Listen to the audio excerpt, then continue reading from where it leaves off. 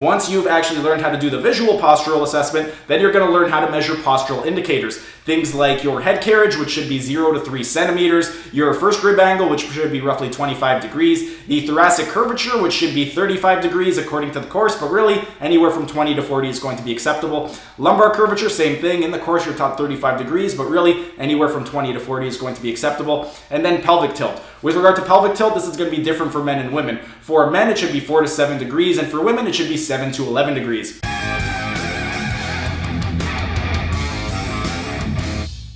Hey everyone, thanks for tuning in. Steven here with Team Euphoric, and today I've got another course review for you guys, and today I'm going to be reviewing the CHEK Exercises Coach course. This is created by Paul Chek of the CHEK Institute, and if you're somebody who works with the general population, people with postural dysfunction, or you want to learn how to customize a program and learn how to perform a movement assessment, I would highly encourage you to take this course. In my 18 years as a coach, definitely one of the best courses that I've ever taken. Now, we're going to get into what exactly you're going to learn in this course, but first, real quick, like the video and comment down in the comment section, as it would really help me out and help with the algorithm. And if you're either new to the channel or haven't subscribed yet, be sure to subscribe to the channel, hit the notification bell so you don't miss out on any of the content. Now, let's take a look at what exactly you're going to learn.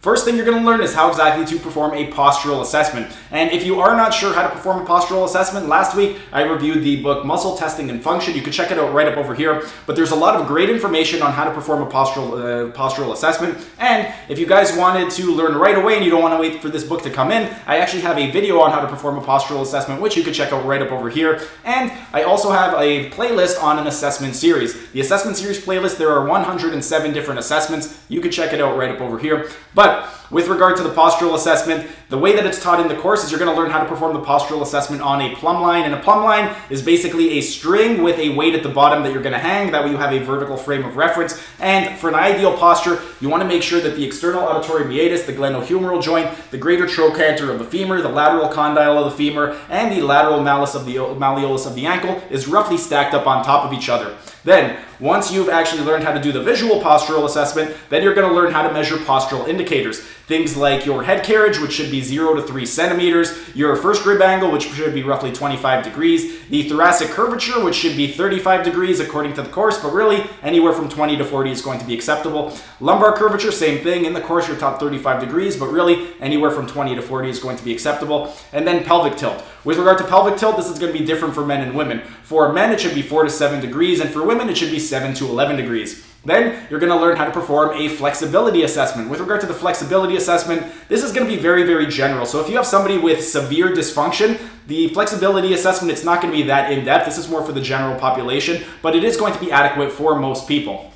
Another thing that you're going to learn is how to perform an abdominal wall function assessment. With regard to the different tests, there are 8 of them. The first is going to be the prone strength, TVA strength test. Then you're going to learn the prone multifidus strength test, the upper abdominal strength test, the lower abdominal coordination test, the lower abdominal strength test, the standing TVA activation test, the forward flexion activation test, and you're going to learn the oblique dominance test. These are going to be very important, especially if anybody has any type of low back pain or any type of core dysfunction.